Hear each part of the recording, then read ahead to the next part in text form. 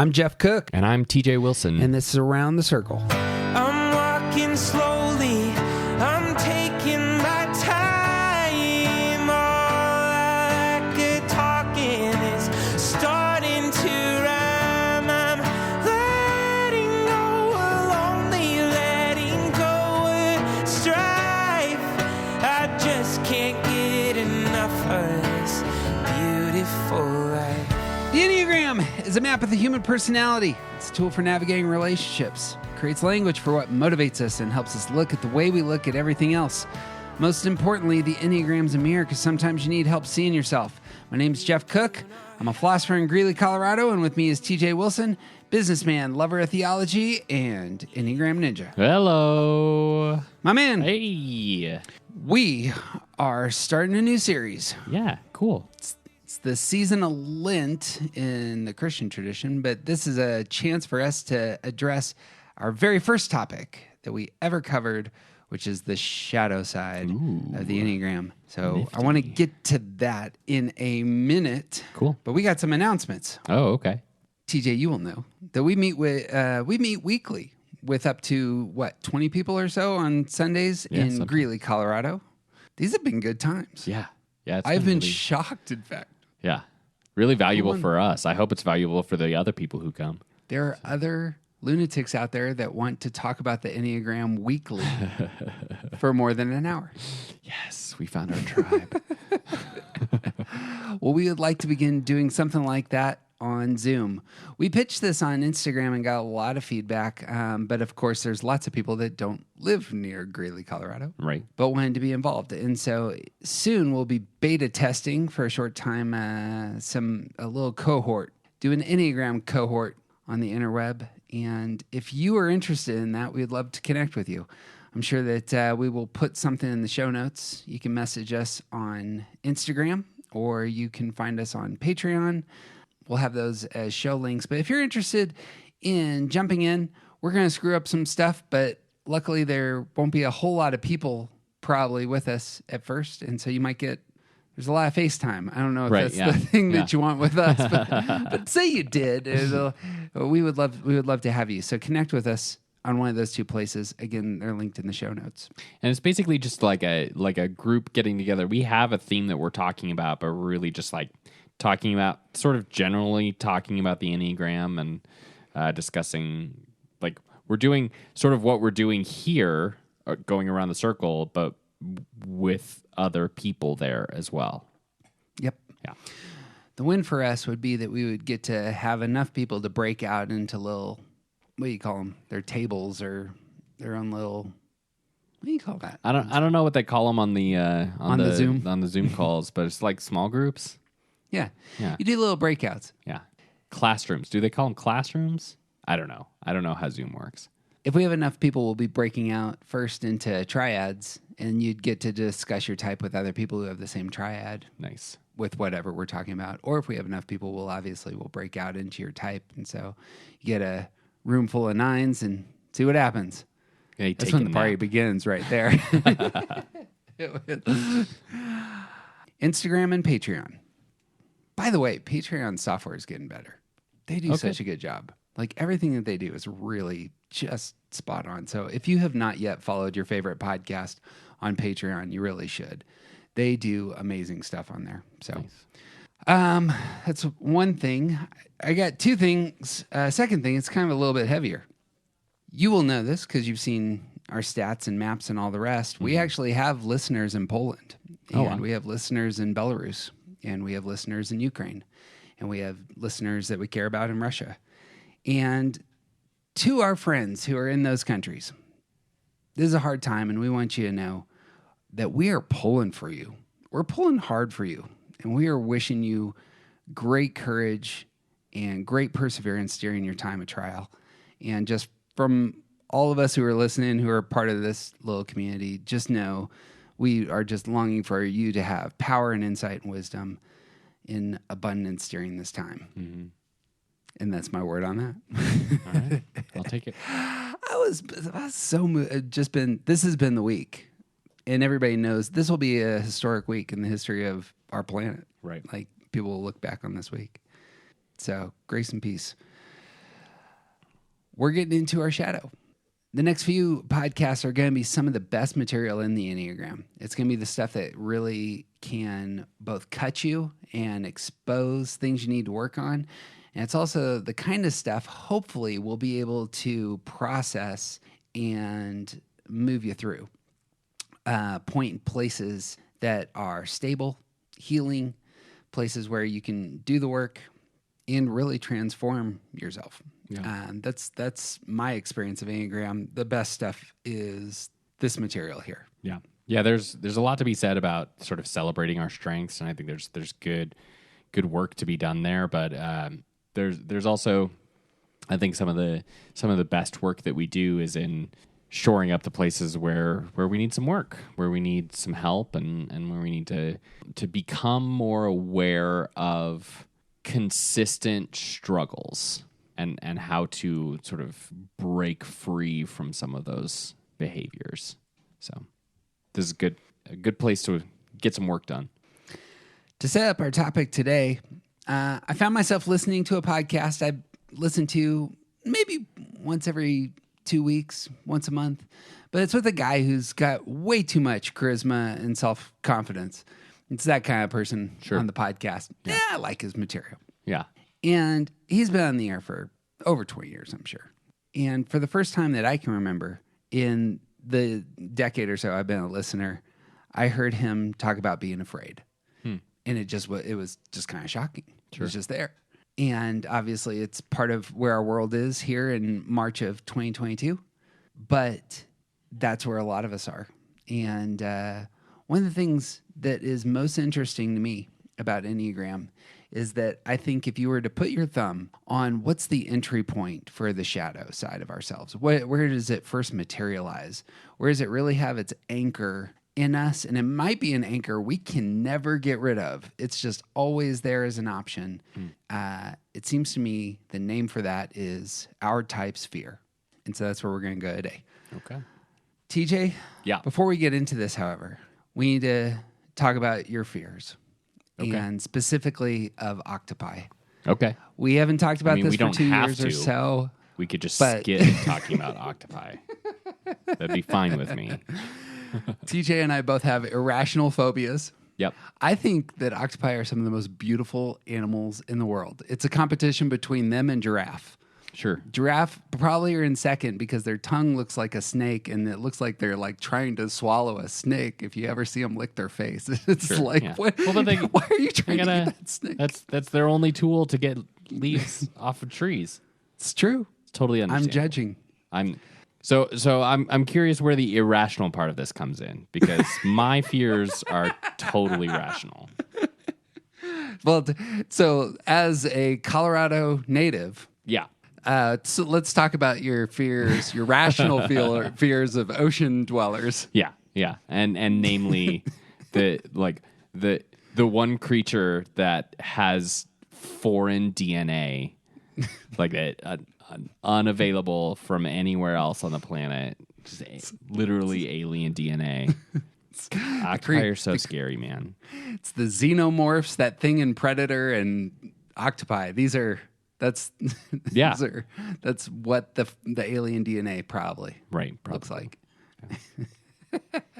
Yeah, it was always sort of like the Hitchhiker's Guide to the Galaxy. They have the whole bit about dolphins being from another planet, and I've always been sort of confused as to why he chose dolphins and not octopus. like it's right there. It's all there for you. There's no work to be done to show that octopi are from some other planet. It's intuitive. My irrational fear is of falling. Okay. There's one event in my life that if maybe top 10 events in my life that I wish I could take back. It was renting that silly movie by the free solo climber. Sure. Climbed El Cap.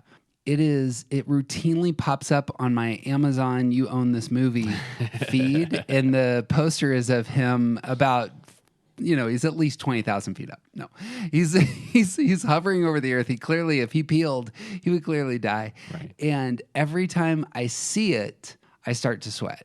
Sure. Now, that is just me scrolling through my movies, but Right. it gets worse. I never dream, ever. I just never dream. And I will wake up in sweats, and the one image in my mind is of that dude coming to the crux of the pitch that he's trying to accomplish on El Cap, which is extremely difficult. You know, you have to have Mary Lou Retton gymnast 10 out of 10 skills to pull this sucker off, but Right. you're hovering over this vast chasm of emptiness. Yeah, hard pass. I wake up thinking I'm in that spot, and I miss the hold, and I'm peeling, and it's just all the time. And I watch that silly movie, and now I can't sleep. Yep. Well, It's not. I guess that's what you get. I don't watch movies about octopi for this reason. Finding Nemo Part 2, just not on my list. Ruined for me. I did not like that movie because of the freaking octopus. Funny. And all of you people there who are thinking of arguments right now to try and convince me about how cool they are, all of your arguments feed into my fears. So just stop right now. But they could change colors. Yeah, I know. That's part of the problem. They go around punching fishes for no reason. They're the worst. They're like cats. I mean, cats punch things for no reason. Yeah, that's true. I saw a cat attack a cow the other day. That was fun. Yeah, but cats don't have weird magical powers. So, or from outer space. yeah. Cats are just dicks. An evolutionary misstep there.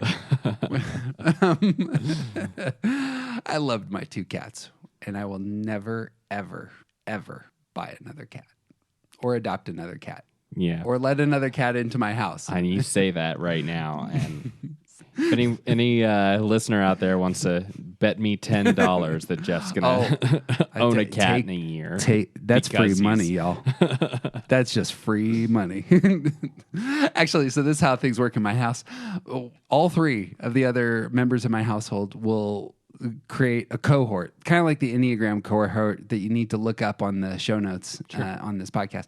They form a little group that attacks me during dinner at some point, and this is how they do it. We'll go out to dinner, and I bet we're looking for something to do. Let's go to the Dumb Friends League.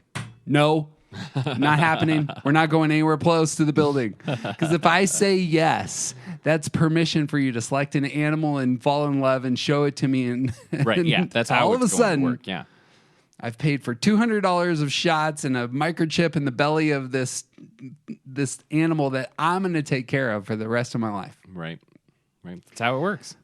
When my wife and I got our dog, it was, yeah, sure, we'll go look and just start to like feel it out, get an idea, and we definitely left that, like the first place we went, we left with a dog. I was like, this is the start of the process of us working toward getting a dog, and we left that day with a dog.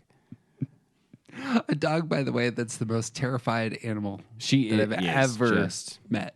the most nervous, gigantic monster of a dog. Hilarious. So speaking of fears, what we're going to do is set this up with what each of our types really want. Going to use some language for motive, and you'll be familiar with your type and with your type's motive. But we're going to talk about motive, and you're going to see very quickly how fear emerges as the negative side to our motive. And so as we talk through each of the types, we're going to elevate that fear, kind of showcase its power. And once you understand that fear's power, you'll understand this is the toehold, that everything else that we're probably going to struggle with in our motive, the dark side of our motive, the low side of our motive, it all is going to really come and get its power from this first step, from our fears. So that's where we're going. I like it. I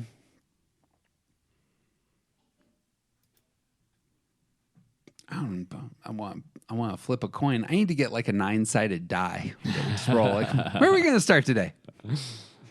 I hear they make those. My kids have like, I'm sure. And there's probably 80 at of least one downstairs. There's at least one. I could guarantee it. It's right next to the baby octopus that we're going to prank you with on April Fool's Day. Oh, that will go badly for you. You'll think it's hilarious. And I will think it's hilarious. I'll think it's funny how your house is burning down.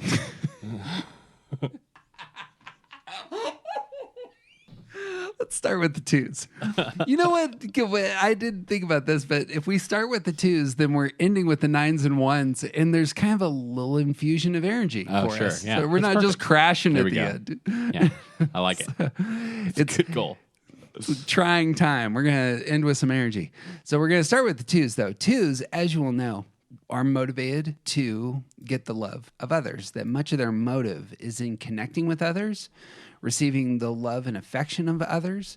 They do this by earning. And I imagine many twos, when saying, what would make you the most happy? That's where it is. It's that I have earned the love of the people around me. You want to talk about the motive of twos real quick? Yeah, twos are, they're, so when we talk about twos, threes, and fours, we talk about them sort of finding themselves in the midst of relationship. Like this is their heart types. They know who they are based on what other people think about them. And for twos, like they want to be loved. They want to be cared for, and they want to be connected. And this is sort of core to who they are. There's just that deep longing to be loved for who they are. Nothing wrong with that. Right? Absolutely. That on the face of it looks entirely healthy and clearly has a shadow side. That is, if you long for the affection of others, the love of others, there is the feeling that may emerge that maybe I won't get that love. Maybe that will be elusive. Maybe they won't love me back. The fear of being unwanted can be something that twos think about, process, internalize, may even move them to certain actions they might not normally take. Because of their fear of being unwanted, they may step too far, may push too hard, may go an extra step when they should have just gone 5. In fact, it actually can push, as we know, many of us, as we're going to talk through these fears, we actually don't go just 1 step too far. Oftentimes we take 12 steps too far, Right? Because the fear really can have power. Right. You want to talk about fears and... Well, and I also want to say that as we're listening to these fears and the sort of wants underneath the fears on the other side of the fear, that we're all going to resonate with these things, and like all of us want to be loved. That's a reality of how humans work. But I think pushing into the fear and recognizing how that fear sort of drives a lot of the behavior, that's the place where you see, oh, wanting to be loved for twos is something more than what I experience as a 9. Like, I want to be loved, but that's not a thing that necessarily turns into a fear that drives me. So for twos, the way like this moves and becomes this sort of underlying motivation. It's like, it's not even just pushing too far, but it's also not paying attention to themselves. It's pushing so far into the concern of not being lovable that you come out the other side out of balance. And so you're not paying attention to yourself because you're worried that if you ask for something, then people won't love you. It's doing too much. It's not really recognizing when people don't want your help. Like, twos sort of get themselves into situations where they are unaware of how sort of overbearing they can be.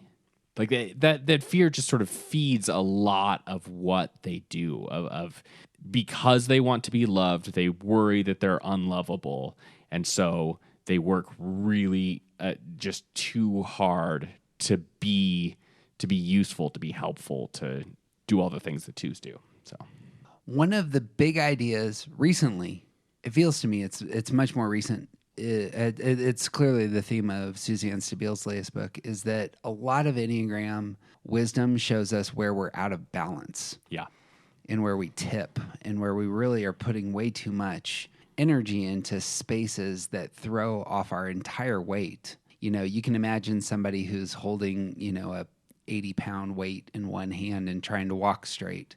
Right. That can be how our fears work. Right. Is that we give way too much weight to them. And so for the 2, the relational anxiety that can manifest in the life of a 2 can really pull you a certain way. Right. Have I done enough for this person? Mm-hmm. Did I misstep? When we had that conversation and you said this thing 3 weeks ago, I think that this is what happened. And that thinking repression that 2s will also experience, and their relational anxiety, man, that can just be a vortex. Right.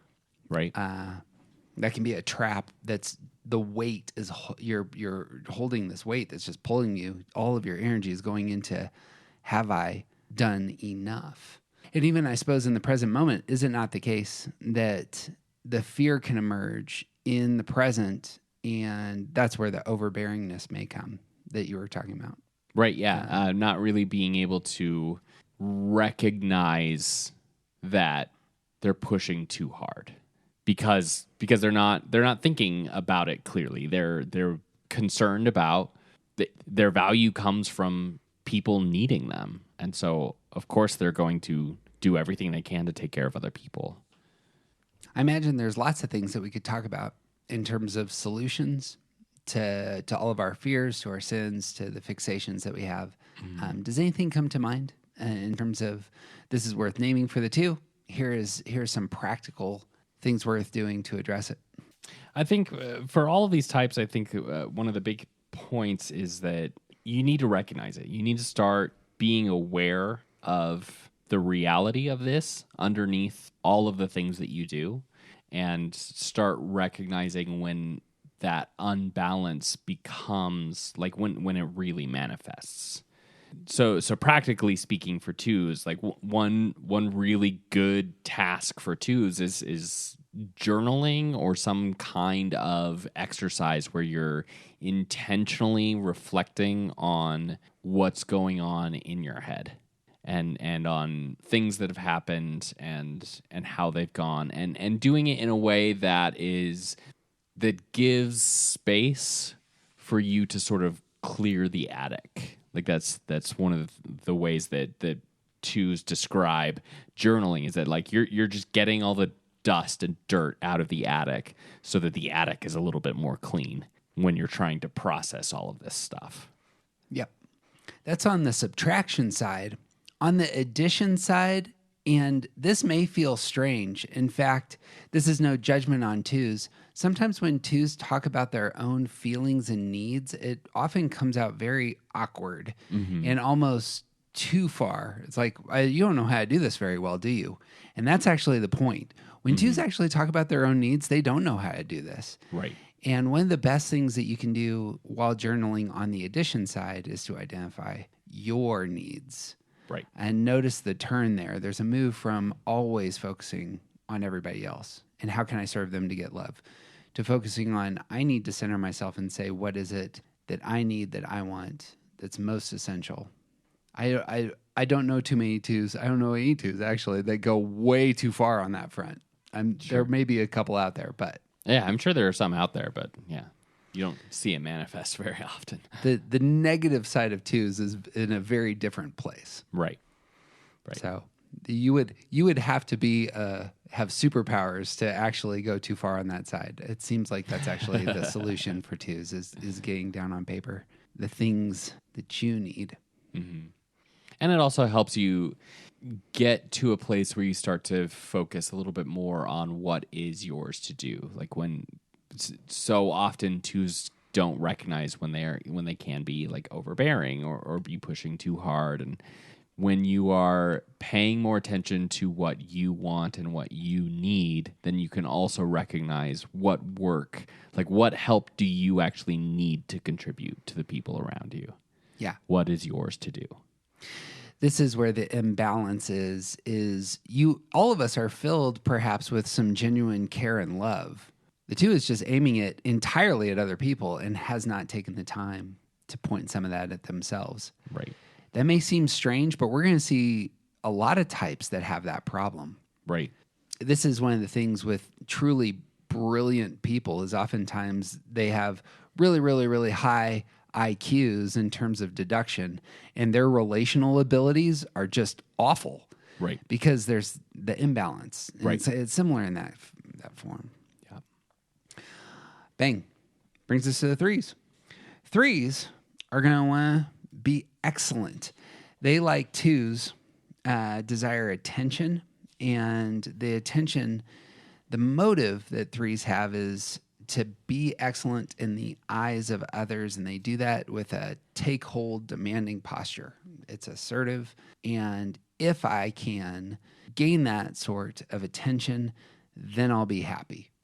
Very similar to twos, where twos are going to earn that love, threes are going to demand that love by winning, by showcasing themselves as the best.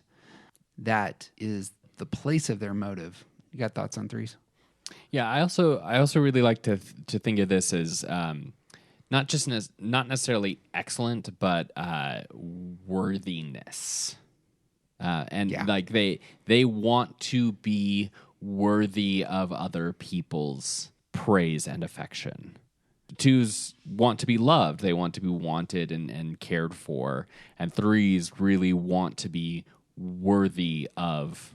They want that inner core to be worthwhile. Yep.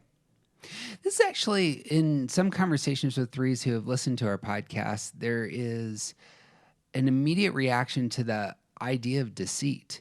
Like, Yeah. I'm not trying to deceive people. I really want people to see that I'm amazing. Mm-hmm. I want them to see my authentic self as amazing. Right. And there it is. It's the worthiness Yep.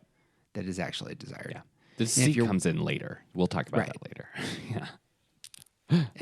And if you gain that, that is a location for, man, I feel good. Right. Feel happy, feel like everything, the world is as it should be. Right. The clear fear that would sneak in then would be the opposite. It would be of being unworthy, being worthless, having other people see you as worthless. You are easily overlooked. Your contributions are just, they're kind of subpar. I mean, not really worth talking about. That's a fear. Right. You want to talk about that fear? Well, I also want to talk about.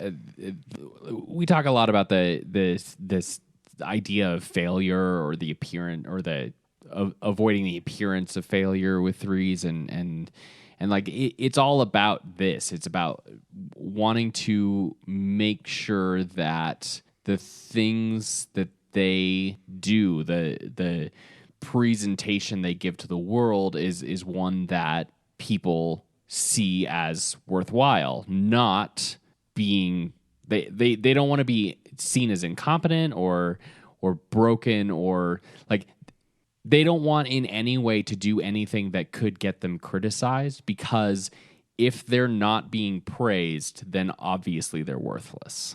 A lot of folks may not ever see that because Right. that is buried Right. in the lives of most threes. That's not going to get revealed very often. Right. They have become very, very good at making sure that the things that other people see are worthwhile. Yeah. Because they're so fearful of actually being worthless underneath it all. It's again one of those 80-pound weights. They'll pull you to the side. If it's the case that comes in, then there may be an overdoing of your value in conversation, in your presentation at work, even in your family. Notice that I have value and significance. And I'm going to remind you I have value and significance. And that may go very far. Yeah, you can see this play out in the lives of threes. Like this is something that they're willing to tell you how great they are. And they want you to tell them how great they are. Well, what's the wisdom for threes when confronting that fear and getting back to balance?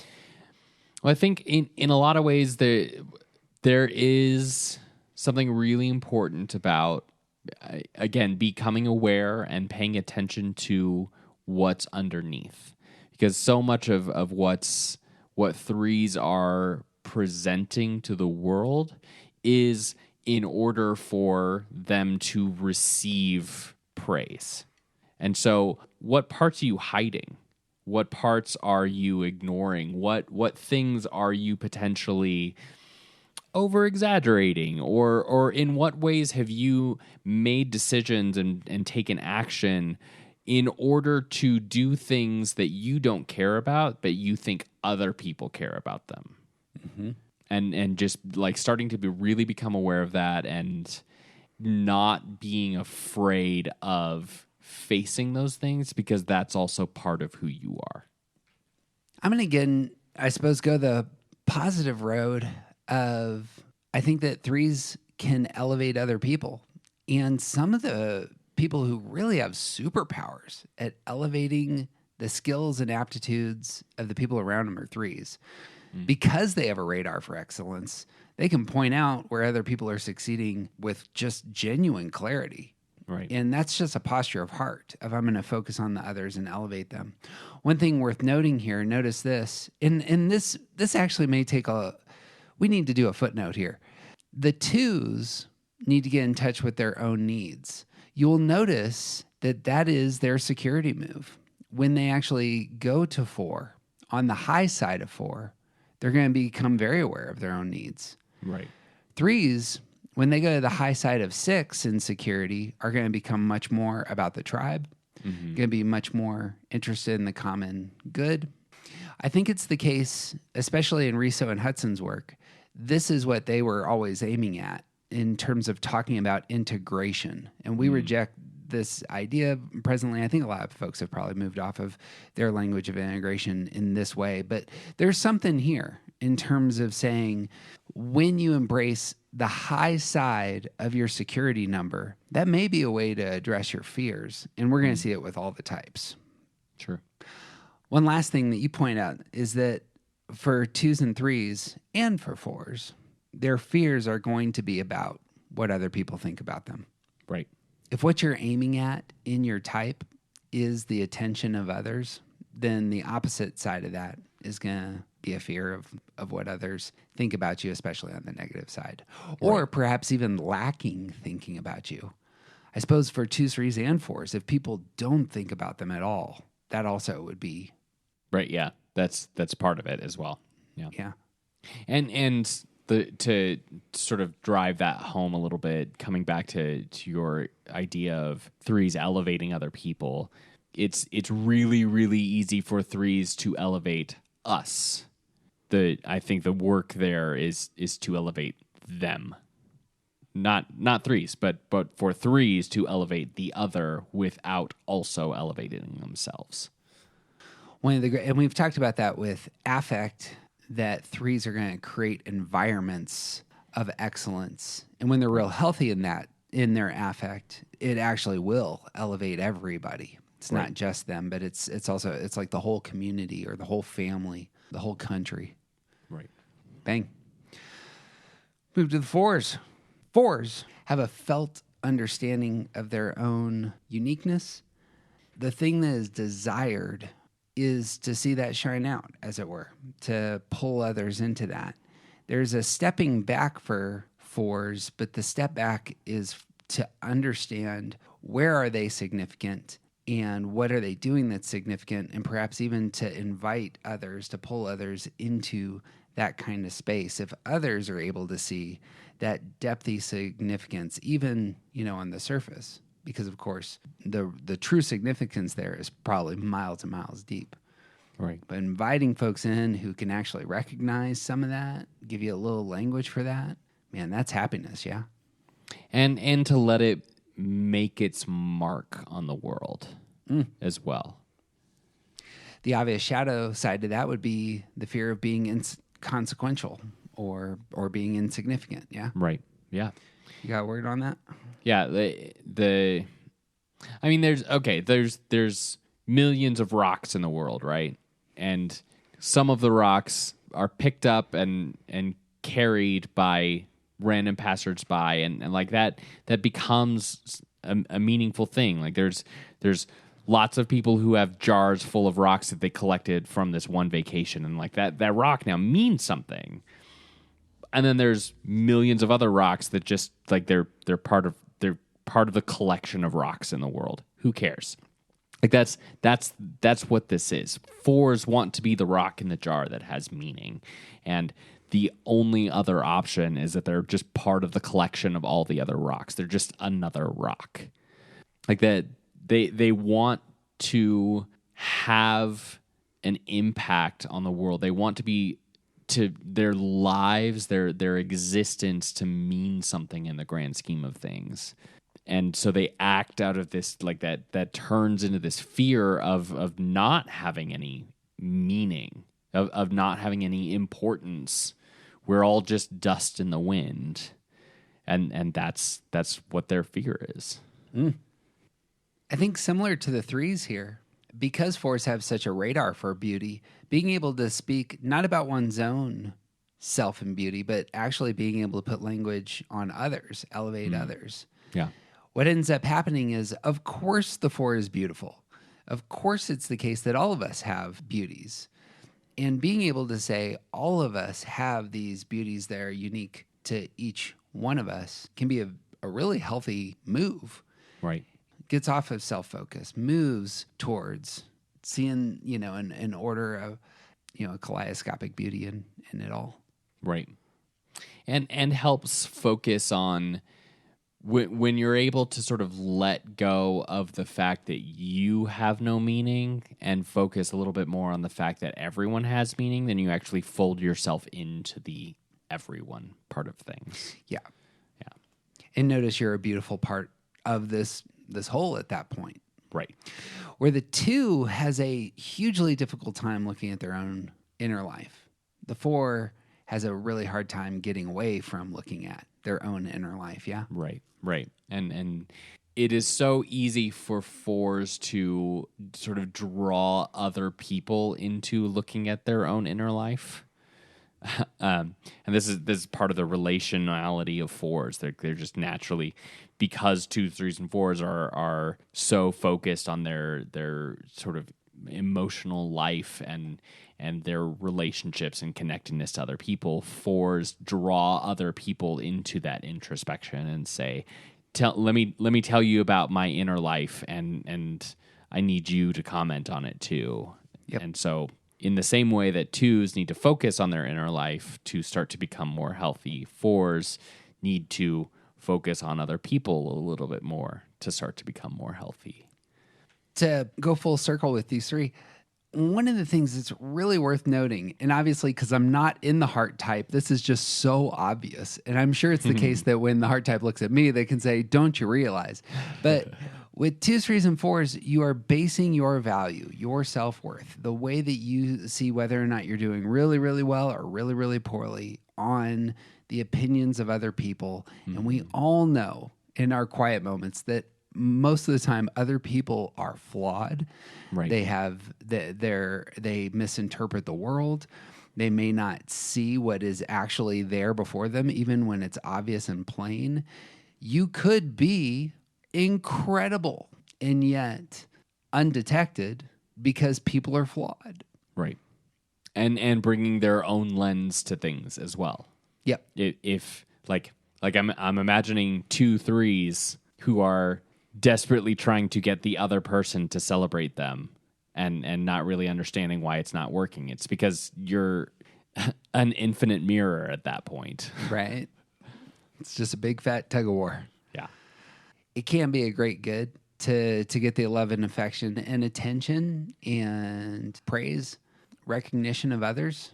Nothing wrong with that. That can't be the root, the source Right. of your happiness. Unless you can find happiness somewhere else, you're probably going to be susceptible to these fears. Right. And it's going to be an 80-pound weight pulling 80-pound you to weight? one side. That's sticky. Come on. Yep. It's going to work. 5s. You want to talk about what 5s want? Yeah, 5s move us into a different triad. So 5s are head types. They process everything through data and correlation and trying to understand how the world works and looking at seeing things around them. And so this is 5s, 6s, and 7s all in that triad. The 5s in particular, they really want to know how things work. They want to see and understand, and they they want to embody wisdom. They want to embody understanding and competence from that place of knowing as well. The 80-pound weight here is on the knowing side because the fear for fives is going to both be one part incompetence, fearing being incompetent. On the other side, it could be manifest as a fear of engagement. And both of these are actually, two sides of the same coin. If I engage with my body, with my heart, then I'm moving into a place where it's not just all head knowledge. Right. I'm moving into a different kind of experience. I want to be competent. I have fear incompetence. So what I prefer is to just take that big step back and observe. Right. And spend the time learning to and understanding. Yep. Yeah. Because the belief there is that what's truly valuable is understanding with my head. Right. Just like the 2s, 3s, and 4s who fear what other people think about them, the head types, 5s, 6s, and 7s, are going to fear what they lack. Right. And that fear of incompetence is primary. Right. It's going to keep one from actually getting involved. Not having enough knowledge or not having enough resources or experience or preparedness to be able to act and engage and get through whatever situation is facing them. If it hasn't been said, the repressed center is all over this. The lack of action that 5s can struggle with is going to come from exactly this. And so balance, shoring up your repressed center, acting in the world is going to mean some engagement. Right. It's going to mean moving beyond just head knowledge into the world with your body and unveiling your feelings and heart to others. Those can be very difficult for 5s, and that can be a very healthy move, yeah. Right. You got to start doing stuff with the knowledge that you've gathered. You'll notice again, and I skipped this with the 4s. I'll hit the 4s here in a second, but you'll notice again with the 5s, when they go their secure number is 8. And the 8s are very action focused. Mm-hmm. It's moving on the things that the 8 already knows with just confidence, with sheer confidence moving into those spaces. Yep. But when 5s do it, they are clearly informed. Right. Yeah. Yeah, there's a wealth of information to back up their action in those scenarios. Yeah. With 4s who, I do apologize, 4s. You're unique, however, because you're going to be the only one that I skip this whole podcast. 4s going to 1 on the high side in seeing other people, seeing the beauties in other people, can begin to systematize it all and say, look at all of these beauties in more of a what would you call it? Like a large scale, 30,000 feet up way of thinking, which is very common for 1s to be able to see the grand picture, as it were. And that's something that 4s need, is to see the big picture, gets out of their tiny world of just themselves and what they are feeling. Let's push into the world. And again, notice that's again moving against the action repression of 4s as well. Right. Yeah, 4s are good at intimately knowing the tree and not the forest, and moving into that one space, start to see the forest a little bit better. Yeah. Bang. 4s and 5s. You want to talk about some 6s? Yeah. 6s also in that data and information and rational processing space. 6s, they want to be part of something and have that something be part of them. Like the word that we use here is fidelity. It's a relationship where they take care of and are taken care of by something that they're aligned with. Like it's about being supported. One of the big things, I've had fidelity written down for a year, as I think this is really where it's at for 6s. And the always insightful Joni Wilson brought up that faithfulness just isn't just about other people. It's about having faith in oneself. And I smacked my head hard, hadn't seen it. It's obviously right there in front of me, as just the obvious for sixes. There is very similar to twos in that twos are always trying to get the love of others and not loving themselves. The six always trying to get the faith and commitment of others. And yet true stability can be, I have faith in my own abilities and skills and knowledge and what I bring to the world. Yeah. Right. Yeah. This manifests as a fear, and it's the fear of being unsupported. That would work both inwardly and outwardly, yeah? Right, absolutely. And I think that this is part of the place that Enneagram teachers often talk about sixes being the most sort of outwardly fearful type. And I think this is the place that, like, that unsupportedness, that it manifests in a way that we describe as fear, but what it really is being fearful of not only the dangers that are out there, but also that you yourself are not capable. Yep. It's not just that you won't be supported by other people, but also that you can't do it yourself. Yep. And those are both very, very, like, it's not one or the other. It's always both, and it's very strong. Yep. Worth noting here, the five's fear is always outward. The six's fear is both ways, inward and outward. Right. And when we get to the sevens, we'll see sevens running away from their inner fear. Don't want to get stuck there. Right. I think giving a name to what six's fear is really important, because sixes so quickly and easily get just chalked up as the fear number. Right. That's not necessarily what's going on, right? Right. Yeah. It's this doubt. It's the their fear is about things not working the way that they're supposed to, and like that lack of fidelity, that lack of support, and even capability is too broad of a term, because it is like that they themselves are not able, and so like fear, when you look at the world as something that isn't functioning the way it's supposed to, then naturally fear becomes like the way that we sort of inappropriately talk about sixes and fear, that naturally sort of becomes apparent. But I don't think it's fair to say that sixes are the only ones that are fearful, and that's kind of how this is painted. It's that they are incapable and the people around them are not going to support them, and then the fear that we talk about, that sort of anxiety fueled fear, creeps into those cracks. Yep. That 80-pound weight is going to pull the five into the corner, going to be a wallflower. The 80-pound weight for the six is going to manifest very similar to the two, in that they're going to try and earn what the security that they need.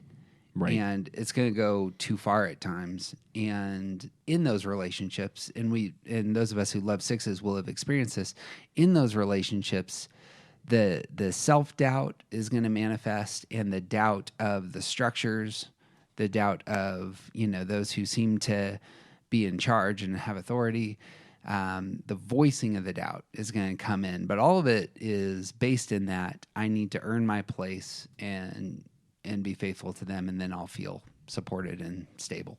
Right. Or I'm going to react against the thing that is keeping me unsafe. And we should talk about that. So the counter type, and I think we only talk about the six counter type, but it's worthy, because the self-doubt for sixes can manifest very differently. Mm-hmm. And so, do you want to talk about recklessness? Yeah, there's this spectrum of what we call phobic and counterphobic, and it's essentially like on one end of the spectrum is this like fear forward anxiety, sort of like that's the place that we're talking about a lot when we talk about the like being afraid to move kind of thing. And then on the other end of that spectrum is this sort of reacting against. It's recklessness. It's don't tell me how afraid I am. I'll show you. It's the person who's afraid of heights who goes skydiving in order to overcome their fear of heights. Right. And like it all stems from that same place of like they want fidelity and support, and on one side when that fear becomes unsupported, like that when fear really moves them, it comes out in that sort of anxiety space. But on the other end, it comes out in a much more sort of almost aggressive, challenging authority kind of way. And this spectrum exists within all sixes, and they move across it in different scenarios. But yeah, that is one really important aspect to know about sixes. Like it's almost like an opposites kind of presentation. Yep. I can see sixes out there going, what am I supposed to do? On one side, I'm doubting myself all the time. And so when I try to act, what else am I going to do except for try to get over my fear of heights by skydiving? Right. What's missing here is what the six really needs is to shore up their repressed center. And their repressed center is wisdom. Right. It's not about action necessarily. Sixes are great at action. It's about thinking through things with clarity, insight, and allowing your insights about yourself and about others to color your ability to have faith Right. in yourself, faith in others, to name it, and from that place of wisdom to act into the world. And when sixes do that, again, unleashes healthy people. Right. If sixes take the time to find the anchor, find their foundation and wisdom, and to act from that space. Yeah, much like twos really need to spend some time figuring out what they want, what they need, and who they are, and not focusing on other people. Sixes really need to work on remembering and focusing on the ways that they are capable, that they have been able to do things in the past, and they probably will be able to do them in the future. Hadn't thought about this. The orientation to time is going to be really important in the security number, because the move from a 6 to the high side of 9 in their security number, it's going to open them up to thinking about the past, and thinking about the past in a very peaceful way, in a way that's confident and spins things in a positive nature. Yeah. Right. Yeah, that move for it's hard to be fearful when you're kind of thinking that everything's just going to be all right. Yep. It's going to work out. It's going to be fine. Any other advice for sixes? I think sixes is another type that journaling can be really, really valuable, because you need to clear out the attic, and you need to start.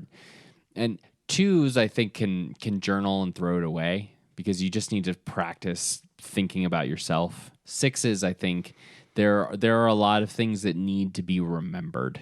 And having a journal that you actually look back on from time to time might be really valuable for sixes, because they struggle with remembering that they are capable. I've said this a handful of times that I'm not a fearful person. That's just foreign to me. However, a couple of things, aside from my fear of heights, that have materialized in the last few years have been our country falling apart.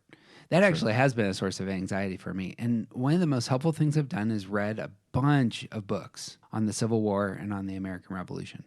And these are times of great conflict. Like, it's like 650,000 dead is not a good situation at all, right? You don't want, of course. But what's interesting is there's all sorts of glimmers of courage, of hope, of people exhibiting their best selves, and they get through it.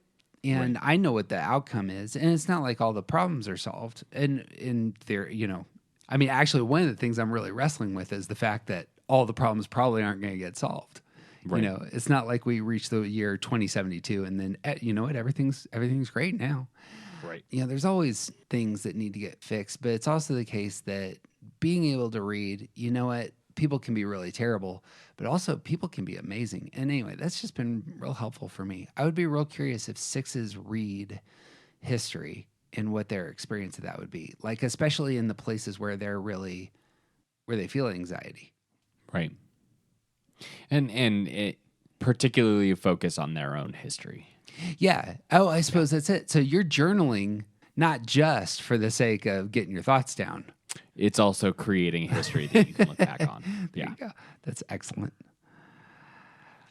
I so want to go around the circle someday with philosophers because I had the epiphany yesterday that Descartes is 6, and the entire beginning of modern thought begins with him doubting his own brain and his own thinking about the world. Like that's where the modern period really begins. And I was just like, and I've started thinking about all of his quotes. I'm like, this is amazing. That's exactly his motive is propelling the whole modern period. Anyway. Yeah. Yeah, that would be a very interesting conversation that I would not contribute to very much.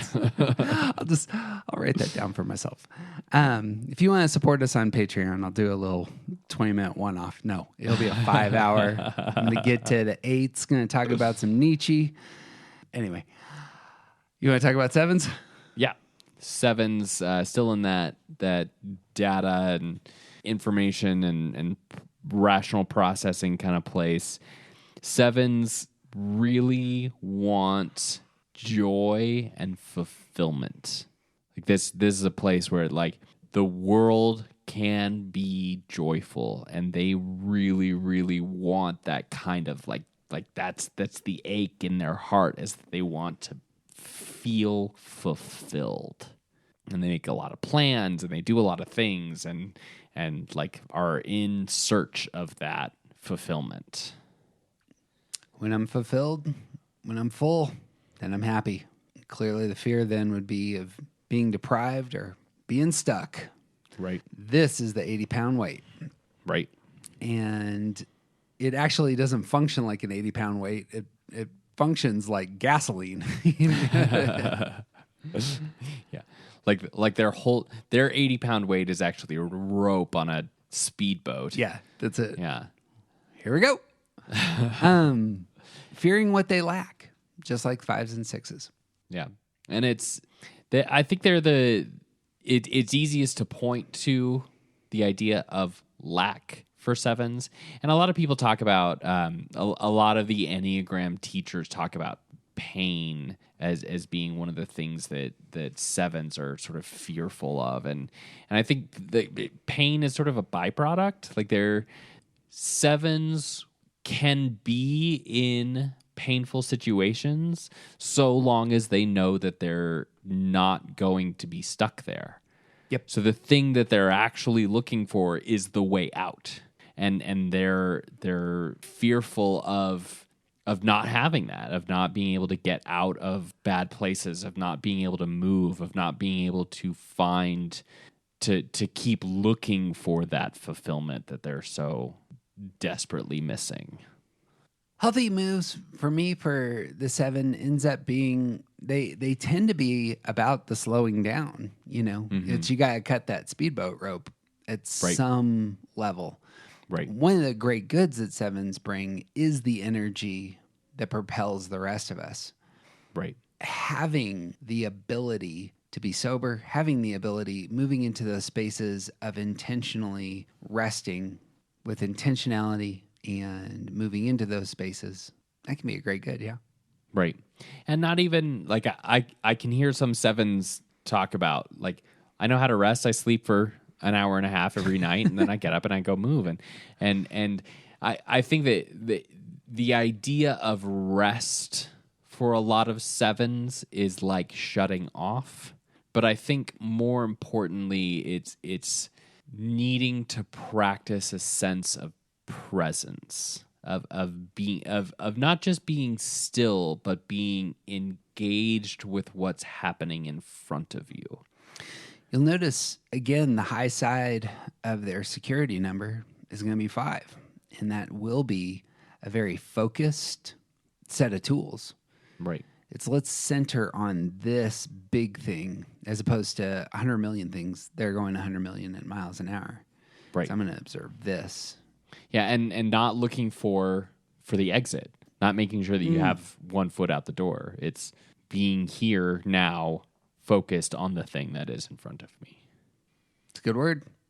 Brings us to the 8s. Been wrestling quite a bit with the wording here in terms of what makes the 8 happy. I come into it just assuming it's strength. And 2 8s have informed me that this is not the thing. we can we could explore this for just 2 seconds. I think the vocabulary, we're going to land on some vocabulary. It's going to be good. My favorite word recently is that what eights really think will make them happy is magnanimity or big-heartedness. It's a mixture of innocence with strength. It's a ability to push into the world with all their robust power, yet in a way that it's in a place where they feel comfortable and like they're not going to get injured. I don't know what that word is, but Sure. my kid said happiness is anti-vulnerability. That's what he said. It wasn't strength. It was the opposite. It was like there was a deep care for the tender side, but the ability to actually unveil the tender side in a robust, intense manner, I think is what they really want. Sure. I don't know if you got thoughts on motive and happiness for eights on that front, or how would you characterize it? I recently heard someone use the word agency, which I really like. I don't think I like magnanimity because it encompasses a sort of a sense of sort of giving of oneself. It's not just strength, but it's also giving some of that strength and power, using that power for someone else's benefit. Whereas like agency, I don't think incorporates the other side, because I think that's a big part of what. So the word that we're looking for combines strength and agency with that generosity, and yeah, this is the first time I've heard magnanimity, so I like that, and I think like that focus on having some type of like power and capacity to affect your world, and at the same time using that to benefit others, like that's we need to find the thing that's in the middle of those two things. Right. Yeah. There's a move here into the gut triad, body triad, that is about control. And eights, nines, and ones are all going to fear being controlled in some way. And for eights, it's being controlled from the stuff that's out there. Right. For all of these types, I think that control is a significant part of their fear. And for eights in particular, I think control is actually like might be one of the best words available, because if you can't act, if you can't use your agency, then that means that someone or something else is controlling you. And and that's part of where we're like, when we talk about eights, we talk about power and vulnerability and like all of these words that have to do with this thing. And I think like combining that space of strength and also generosity, like when eights can't do what they want, it means they also can't share the parts of themselves that are most vulnerable, and that fear about being controlled, about being coerced, about being manipulated. Like the eights, they really struggle with this idea that they could lose some of their agency, and it has to do with how much they do care about taking care of other people. Yeah. The justice side certainly comes in there. Yes. What's real interesting with a lot of eights, I don't know if this is worth saying, but there's a lot of eights who both have a deep feeling of elevating the weak, and commonly, at least in popular culture, a lot of eights in popular culture have gotten in real problems because they have abused their positions of power. Right. So we could name 7 men who, are the objects of Me Too accusations that would probably fit this mold. Right. And that becomes a tricky thing for eights, of both wanting to be something and not having the power to be something. I'm trying to find the language there.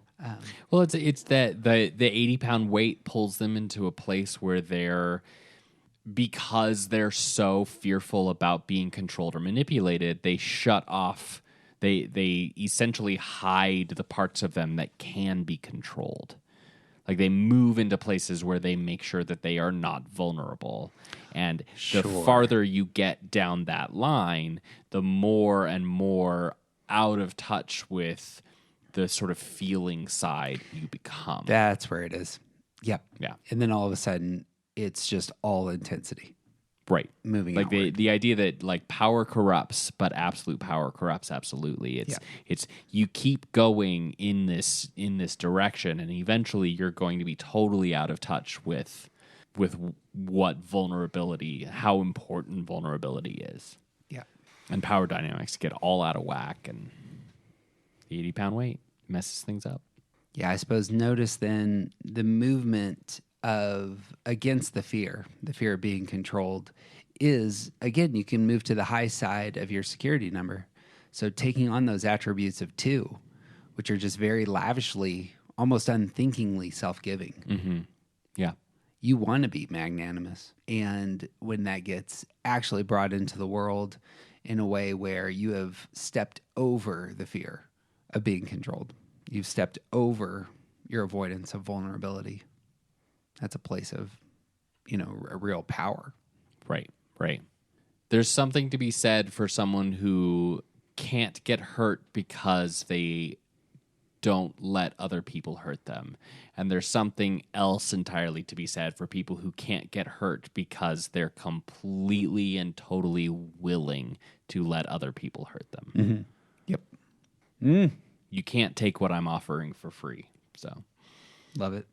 Any other recommendations on the 8s? What does it look like for 8s to shore up their feeling center? Well, I think much like 2s, in fact, they need to get in touch with how they feel. Like 2s need to get in touch with their wants and their desires and like what's going on in their inner life. And I think 8s need to let me rephrase that. I think a lot of 8s, not all, but a lot of 8s really need to sort of stop hiding from and embrace their own vulnerabilities and start to pay attention to how their behavior affects other people. That's exactly right. We're going to talk about that next time. Mm-hmm. You need to embrace some of the things you're avoiding. Right. And the thing that 8s avoid is vulnerability. Right. That's a good word. All right, 9s. What you want, Teach? Speaking for all 9s. Yeah. Speaking for all 9s. 9s are... So 8s, 9s, and 1s are all in this intuitive place. Like we feel the world around us in our bodies. And 9s really want everything around us. We want ourselves and everything around us to be harmonious. That's sort of the central place of having a physical existence in the world, is like everything is moving towards some sense of homeostasis, and 9s really want homeostasis. And so that moves. That's not just our bodies. We don't all want to be one, but it's also like we want to coexist. We want to exist and to coexist with everything around us in a simple and harmonious kind of way. Yeah. We want peace. And that, my friend, is happiness. Right. I love the idea that that's tied to pausing, to homeostasis. That's clearly, that's why I want to sit down. I want to rest for a bit. Right. On the flip side is just everything falling apart, breaking apart, moving away, conflict and change and chaos. The 9s, the traditionalists have 9s fearing the loss of connection. You want to talk about that? Yeah, so like the opposite of homeostasis, the opposite of harmony is disharmony. It's if a hot liquid and a cold liquid are trying to become to move toward each other to become the same temperature, then the opposite of that is them moving away from each other to become even more separated in temperature. And we are fearful not only of people leaving us, but we're also fearful of other people not getting along, of the things around us breaking down, like watching the world start to enter a potentially third world war is a devastating place for nines. And it's not just that like we want things to be peaceful, but it's also that we feel this loss in our bodies. We feel separation happening, and we're afraid of it. We don't like it. Great word right there about the conflict is out there. The conflict is in here. Mm-hmm. And it's both ways. Yep. That's how it works for 3s, 6s, and 9s. It's right. The anchor points there all are going both directions, inwardly and outwardly. Right. In terms of their struggle with fear or attention seeking, or here with being in control. Right. High side of 9 security number is 3. It's a very action oriented number, accomplishment oriented number. It's a get her done number. There is a invitation to movement at 3. Yeah. And also I like the idea of insisting that my part in this is important. Yep. Not only for my sake, but also that you recognize that my part is important. Because part of harmoniousness is that I blend in the background. Mm-hmm. And sometimes I need you to tell me that my part is important. Yep. Insistence, I think, is a worthy word there. Yeah. A 9 just at center may let that wash over them and only wrestle with that internally. Right. But moving to the high side, there's much more of an elevation of self. Yeah. You matter. Yep. It's not just that you need to hear that from other people. I suppose I hadn't thought about that, but a healthy 9, internal. Yeah, a healthy 9 might voice that. Yeah. Real similar to what 6s gain in stress from 3, of saying, you need to pay attention to me and the things that I care about. Right. And what I do around here. And in a similar way that like 6s need to learn to trust not only the world around them, but themselves. And 3s need to learn to value not only like praising other people, but also getting a sense of their own internal value. Like it's both for 3s, 6s, and 9s. Mm-hmm. Come on.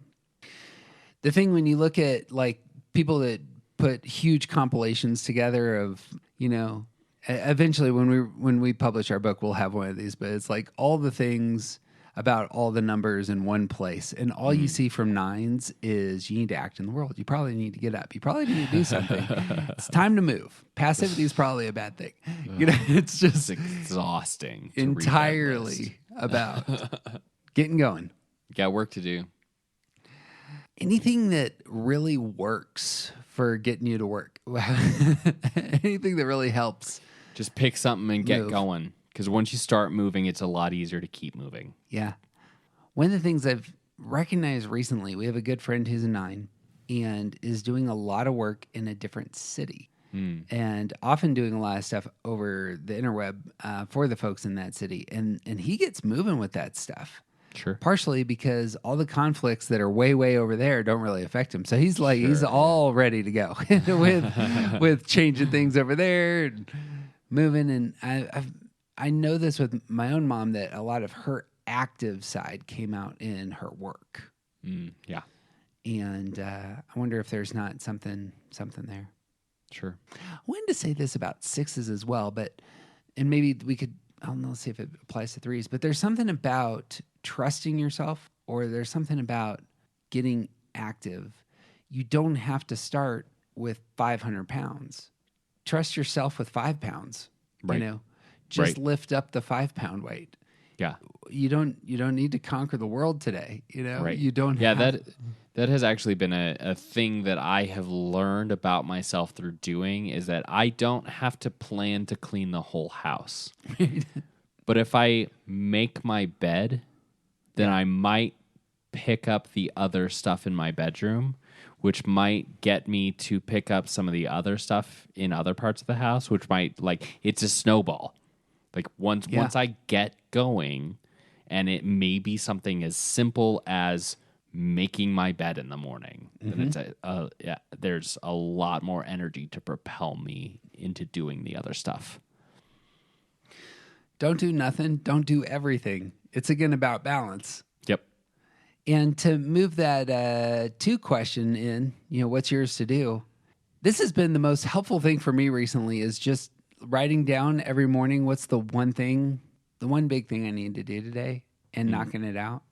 It has been so helpful. I get 365 really big things done. And sometimes it is. I need to pick up the house, but that's just been a practice for me. I don't know if that's more heavy than, you don't need to pick up everything, but I like that. Just get the engine started. Yep. That's the thing. For a lot of us, that's how exercise works. Like, I don't want to run today, but if you get your shoes on and warm up a little bit, you start walking. Okay. I realize that exercise is not a thing that is on your that all to-do sounds list, but like weird nonsense to me. Because getting the shoes on is part of exercising to me. it's true. Like that. Like you're basically saying get ready for running in order to start running. And it's like that. No, that's not how it's going to work. All right, brings us to the ones. I'm gonna wrap this sucker up. Ones. What do ones want, TJ? What do ones want?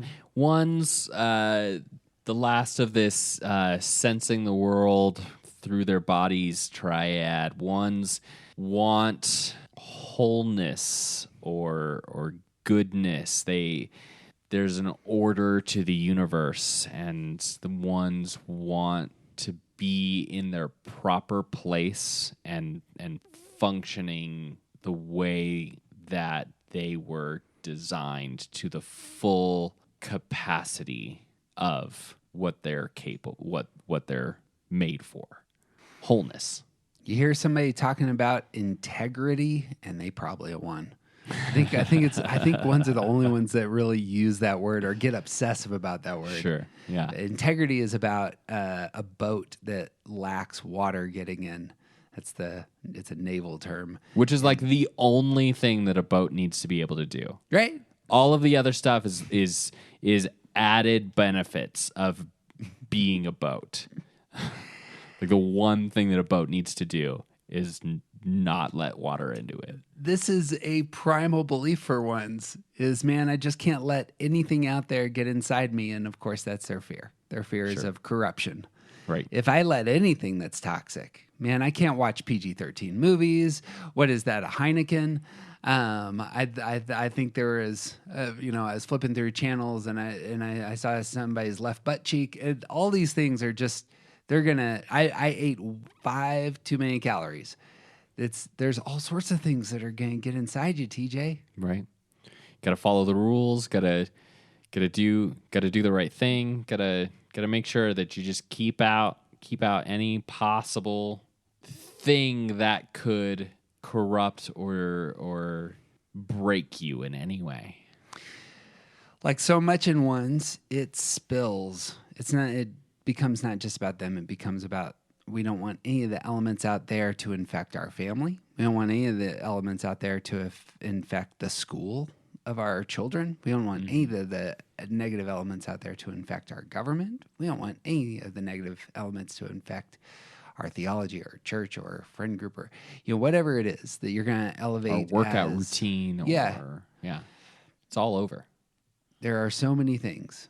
Because the fear is really about what's inside, where the fear for eights is about something outside that they can't control or that they can't do. They can't. What it really is they can't do. The eights cannot control the world out there. Ones, the fear is I cannot control the things within me.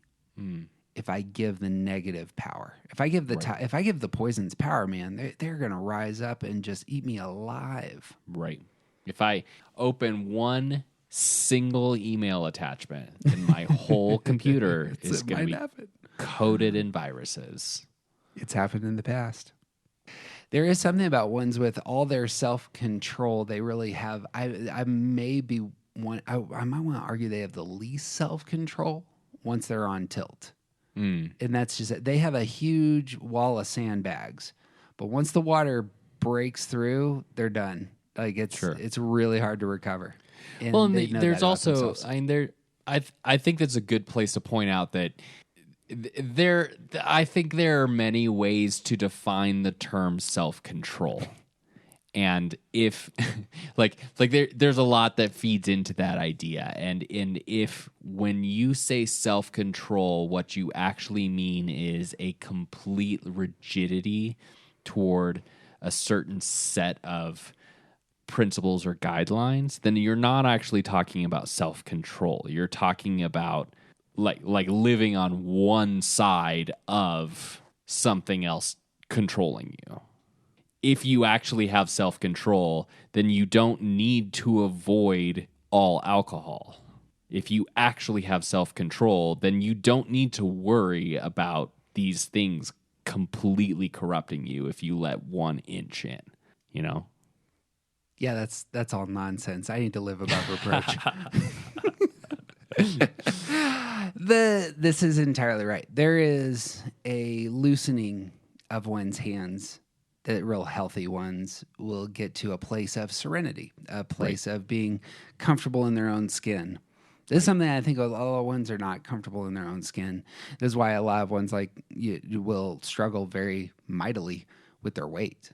They're just not comfortable in their body in a similar but different way to nines. Yeah. Right. Yeah. And like it has to do with like if I have too much body fat, then obviously my body is completely non-functional and I'm going to die early. Well, that terrible element, there's fat. And now it's in me. Right. Yeah. Because clearly fat's terrible. Diet, your brain is made of fat, exercise, by the way. things, yeah. But we get these beliefs about, there's the compulsive nature that comes in there. The fear of not being corrupted is the 80-pound weight pulls you into some crazy behaviors, hand washing and exercise routines. And obviously it will manifest as hatred of self, just consistent self-criticism, which we'll talk about in later episodes. On a level of perfectionism that becomes, for many ones, it becomes like sort of a guiding principle in their lives. Yep. You'll notice the high side of the security number is 7, and so there is it's a different universe to say, let's set all that aside for a second and let's talk about joy. Mm-hmm. Just enjoying the world and just enjoying yourself and the people around you and really just elevating that. Yeah, not focusing on what needs to be fixed, but just enjoying what's happening. But that fear that you can't control what's inside of you it's got power. Right. And it needs to be eliminated. You got suggestions for the one who's wrestling with fear? I think ones is another one that needs to like journaling is probably a really good activity for a lot of ones because very much like 2s and 6s, like the part where they are struggling is thinking appropriately about all of this stuff. It's like notice this, like we're talking in absolutes. It's the world is black and white for ones. And they need to start working on getting their head around the fact that we live in a world where black is at one end of a whole spectrum and white is at the other end, and there's a bunch of shades in between. Yeah, that's wisdom. Yeah. It's to get 1s, 2s, and 6s all need wisdom. Right. And that's black and white thinking it's just not wise. Right. Detailed thinking. Broad and expansive thinking. Yes. Moves towards we need that. Understanding. It is shades of gray, but even there's a richer texture to wisdom that is understanding of all the complexities. Right. The thing I find with journaling is that when I come to the journal, 1s intuit their feelings. So I am feeling anxious or angry at myself. I'm going to put this on paper. Here's the stuff. But when I read it, it engages the left side of my brain. This is one of the things about reading in text is it's not processed emotionally. When you read things, it actually is processed by the left hemisphere of your brain. And it invites, for the one, it invites problem solving. It invites analysis. It invites judgment. And often what I see when I write down, here are the things that I'm struggling with, is just how silly it is half the time. Sure. And I imagine that's the case could be the case for sixes as well. Like, Sure. this thing that I was wrestling with is just so silly. Or the two, like this relational conflict that I think is there. Well, maybe I'm just being silly. Right. It's good to be able to laugh at yourself and notice the high side of 7 emerging. Yeah. Well, I think for all of these types, like what we're talking about is greater self-awareness. And to be able to recognize the ways that you're screwing up trying to get to the thing that you're looking for, it will hopefully make all of us laugh a little bit at ourselves, and that's like we'll be better for it. Yep. Yeah. Don't take yourself so seriously. That's it, man. We are around the circle. We did it. Friends, what we're going to do is we're going to be talking about how fear, when it gets an anchor, moves into things that we avoid. And those avoidances can have real power because they move us towards elevating things that are really unhealthy for us, both in terms of the things that we settle for and, even darker still, the passions or sins that each of our types struggle with. And so over the next 2 or 3 episodes, we're going to do slow movement through the dark side of our type. So that's where we're going. Last word on fears? I always like to involve you. Your presence matters. I think while you were talking about where we're going with this later on in this series, I was thinking about like avoidances start to get a lot more into our behavior, whereas the thing that we're looking for, the happiness that we're looking for, and the other side of that coin, the fear of not getting that happiness, that motivates. Like that's the underneath. That's the belly, the thing that's driving the avoidances. That's the thing that's sitting at the bottom, sort of the heat source for everything else. I think that's a great way to look at it. It's if you remove the foundation of your house would fall apart. Right. On the positive side, if you remove the foundation of your shadow, it's going to crumble. Right. And the fear for our types is that foundation. Right. Get some dynamite, get a jackhammer, go work on that sucker. Right. Yeah. Listen to this podcast 5 more times. Yeah. If you remove the foundation from your house, the house is going to fall down. But what if your house is filled with ghosts and spiders? Like maybe it's okay to remove that foundation a little bit. Might need to build a new one. Well, I mean, on the fear side, if it's your whole shadow self, what I'm saying is if your whole shadow self really gets its energy, foundation, and stability from the fear, you remove the fear. I don't know if you struggle with the sin. Right. I don't know if you struggle with the fixation if the fear is removed, Yeah. That's more intimate. I don't know if we were saying the same thing. A little bit. I was just leaning into the metaphor for the comedy of it. There you go. Spiders. Spiders. Oh, I see what you're saying. Because spiders. Because spiders are bad. Do you know what's in my basement? Spiders and ghosts. Octopi. Yeah, and we need to burn it down. Burn the house down. Burn it down. Funny. All right, so friends, it would mean the world to us if you took some time and gave us some stars on either iTunes or Spotify. You will know I'm an addict to this, and since I'm not a 3 and don't fear being unworthy, you can go ahead and just do this for our sake. Isn't that how that works? I can be robustly self-serving and self-promoting. And because I don't think that because I don't think it works that because you're not motivated by it, that makes it okay. Well, I'm going to have to re-examine that now, aren't I? You can find all the links, of course, to all of our stuff at aroundthecircle.org. Again, show notes are going to have some links to meeting up with us here in the spring of 2022. If you're down the timeline, find us on Patreon. And hopefully this thing took off and you'll be able to see all the links to just meeting with us weekly. And best thing you can do, as always, is share this podcast with somebody that you love. Preferably somebody who is likewise afraid of either falling off a cliff that they will never climb or octopus in an ocean that they live 3,000 miles away from. Yeah, seriously. I've never been that close to one. but also I probably won't on purpose. So. You got anything else? I got nothing, man. He's TJ Wilson. He's officially awesome, and I'm Jeff Cook. And who you aren't is not interesting. Go burn down your fears. Burn. Burn them now.